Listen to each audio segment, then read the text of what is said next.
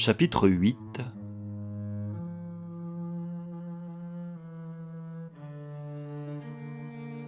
Fragment.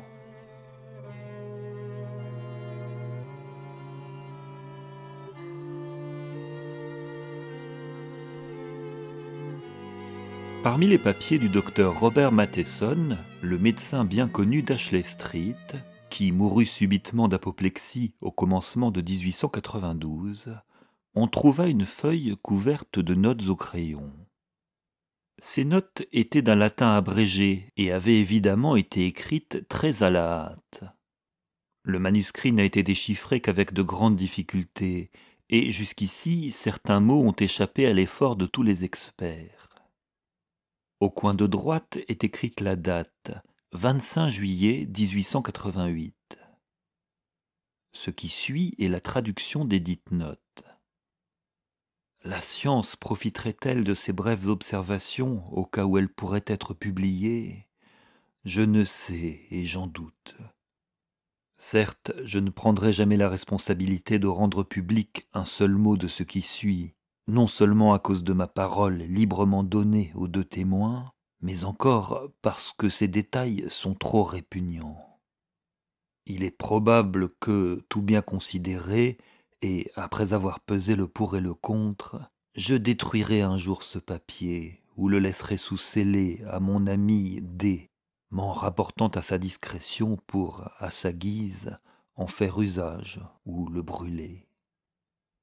Comme il convient, j'avais fait tout ce que prescrit la science pour n'être victime d'aucune délusion. Atterré au début, c'est à peine si la réflexion me resta, mais au bout d'une minute, je m'assurai que mon pouls était normal et que j'étais dans mon bon sens. Je repassai dans ma tête l'anatomie du pied et du bras, ainsi que les formules de quelques carbures, et alors je fixai mes regards sur ce qui était devant moi. Quoiqu'une nausée de révolte me vînt, et presque suffoqué par l'odeur de la corruption, je demeurai ferme, privilégié ou maudit, je ne sais, à voir ce qui gisait là, noir comme l'encre, et qui se transformait devant mes yeux. La peau, la chair, les muscles et les os, et la ferme structure du corps humain, tout ce que j'avais jugé jusque-là aussi invétéré, aussi permanent que le diamant, commença de fondre et de se dissoudre. Je savais que des agents extérieurs pouvaient ramener ce corps à ces éléments, mais j'eusse refusé de croire ce que je voyais maintenant, car il y avait là une force interne dont je ne savais rien et qui ordonnait la dissolution et la métamorphose. Ici se répéta devant moi tout l'effort dont l'homme est issu. Je vis la chose vaciller de sexe à sexe, se disjoindre et s'unifier à nouveau. Je vis le corps revenir aux bêtes dont il procède, et ce qui était au sommet des êtres descendre jusqu'au bas-fond, jusqu'aux abîmes. Mais le principe de la vie, qui crée l'organisme, demeurait stable cependant sous les transformations de la forme. La lumière de la pièce avait tourné aux ténèbres, mais non pas à ces ténèbres de la nuit, quand les objets ne se perçoivent plus que de façon vague. Je pouvais tout voir encore distinctement. C'était comme la négation de la lumière.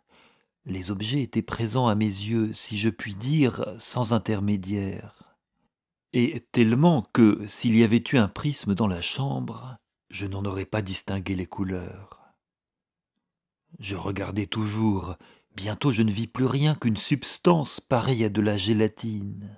Et puis l'échelle fut remontée à nouveau. Ici, le manuscrit est illisible pendant plusieurs lignes. Un instant, je vis une forme obscurément figurée devant moi que je ne veux pas décrire.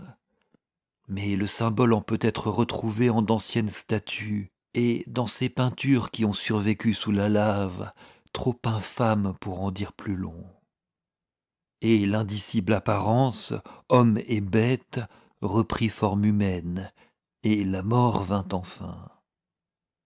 Moi qui ai vu tout cela, non sans répugnance, je mets ici mon nom, déclarant vrai tout ce qui est écrit ci-dessus.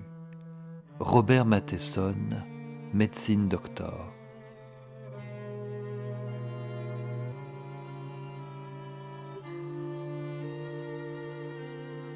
Telle est, Raymond, l'histoire de ce que je sais et de ce que j'ai vu. Le fardeau en était trop lourd pour moi seul, et je ne pouvais le partager qu'avec vous. Villiers, qui m'accompagnait à la fin, ne sait pas l'horrible secret de la forêt, et que ce que nous avons vu ensemble mourir jadis couché sur le tendre gazon, parmi les fleurs et tenant la petite Rachel par la main, appela et conjura ses compagnons, et sur cette terre même qui nous porte, donna la forme matérielle à ce que nous ne nommons que par allusions et figures. Je ne voudrais pas dire ces choses à Villiers, non plus que la ressemblance qui me frappa au cœur quand je vis le portrait, et combla enfin la coupe d'angoisse. Le sens de tout cela, je l'ignore. Je sais que ce que j'ai vu mourir n'était pas Marie, et pourtant, à la fin de son agonie, ce sont les yeux de Marie qui m'ont regardé. Personne ne découvrira-t-il le dernier anneau de cette chaîne de mystère?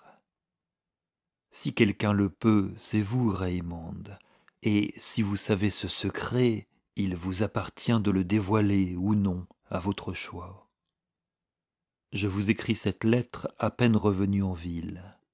J'ai passé ces 2 derniers jours à la campagne, peut-être devinerez-vous où. Tandis que l'étonnement de Londres était au comble, car Madame Beaumont, je vous l'ai dit, était bien connue, j'écrivis à mon ami le docteur Phillips, lui donnant un bref aperçu de ce qui s'était passé, et lui demandant le nom du village où avaient eu lieu les événements relatés par lui. Il me le donna sans hésiter, comme il le dit lui-même, le père et la mère de Rachel étant morts, et le reste de la famille partit rejoindre un oncle dans l'État de Washington. Les parents, me disait-il encore, étaient sûrement morts de la douleur que leur avait causée la mort de leur fille, et tout ce qui avait précédé cette mort. Le soir même du jour où je reçus la lettre de Phillips, j'étais à Caermen. À l'ombre des murs romains qu'ont ruinés et blanchis 1700 hivers, je contemplais la prairie où fut jadis consacré un temple au dieu des abîmes, et une maison aussi qu'illuminait le soleil couchant, la maison où avait vécu Hélène. Je demeurai quelques jours à Caermen. Les gens, à ce qu'il me sembla, savaient peu de choses, et en avaient deviné moins encore. Ceux à qui j'en parlais parurent surpris qu'un archéologue, je m'étais donné pour tel, s'occupa d'une tragédie villageoise, dont il ne donnait d'ailleurs qu'une version banale, et vous pensez bien que je ne leur appris rien de plus. La plupart de mon temps s'écoula dans la grande forêt qui domine le village et gravit la colline et redescend jusqu'à la vallée. Une vallée aussi délicieuse, Raymond, que celle que nous contemplâmes ensemble par une nuit d'été de votre terrasse. Bien des heures, j'ai erré dans le dédale de la forêt, foulant les allées ombreuses et fraîches même à midi, le long des broussailles ou m'arrêtant sous les chênes. Tantôt couché sur l'herbe courte d'une clairière, où montait jusqu'à moi, avec le vent, l'odeur faible et sauvage des églantines nouvelles, mêlée au lourd parfum de leurs aînés. Senteur composée qui rappelle la chambre des morts, aux vapeurs d'encens et de corruption.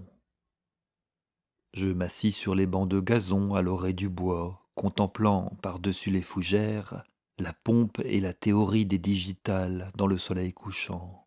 Et par-delà, les touffes épaisses des broussailles, les ronces nées du roc, les herbes d'eau humides et ténébreuses. Mais ces premières promenades évitaient une certaine partie du bois. Et hier seulement, je montai jusqu'au sommet de la colline, jusqu'à l'ancienne voie romaine qui traverse les hauteurs de la forêt. C'est là qu'elles avaient passé, Hélène et Rachel, sur la paisible chaussée et le vert gazon, entre les remblais d'argile rouge et la haie luisante des hêtres. Et c'est là que je suivis leurs pas, contemplant par éclaircie le bois déployé sur deux penchants, et la vaste plaine, et plus loin la mer jaunâtre, et la terre encore par-delà la mer. De l'autre côté, c'était la vallée et la rivière, les collines après les collines, comme des vagues après des vagues, les bois, les prairies et les champs de blé, les éclatantes maisons blanches, un mur de montagnes, et dans le nord, les pics lointains et bleus. Et j'atteignis ainsi la place que je cherchais. La voie, en pente douce, formait une aire entourée de broussailles, et, se rétrécissant de nouveau, se perdait dans la distance et la buée bleue de l'ardeur estivale. Et c'est dans cette douce clairière d'été que Rachel jadis aborda la fille, et quitta Dieu sait quoi. Je n'y demeurai pas longtemps. Dans une petite ville près de Caërmen, il y a un muséum contenant surtout des débris romains retrouvés dans le voisinage en divers temps. Le lendemain de mon arrivée à Caërmen, j'allai jusqu'à la ville en question pour visiter le musée. Après des pierres sculptées, des cercueils, des bagues, des monnaies, des fragments de mosaïque, on me montra un petit pilier carré de pierre blanche, récemment déterré dans le bois de Caërmen. Et, comme je m'en assurais depuis, à la place même où s'élargit la voie romaine. Sur un des côtés de ce pilier, il y a une inscription dont j'ai pris note. Quelques lettres sont effacées, mais je ne pense pas qu'il y ait doute pour celle que j'ai suppléée. Voici l'inscription. Au grand dieu Nodens, le dieu de la grande profondeur ou de l'abîme, Flavius a élevé ce pilier, en souvenir des noces qu'il a vues s'accomplir dans l'ombre. Le gardien du musée m'informa que les archéologues locaux étaient très embarrassés, non par la difficulté de lire et de traduire l'inscription, mais quant aux conséquences ou rites qu'elle évoque.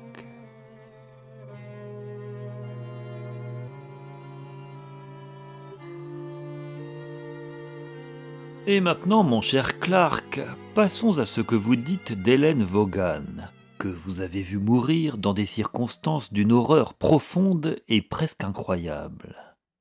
Votre récit m'a intéressé, mais presque tout ce qu'il contenait, tout de même, je le connaissais d'avance.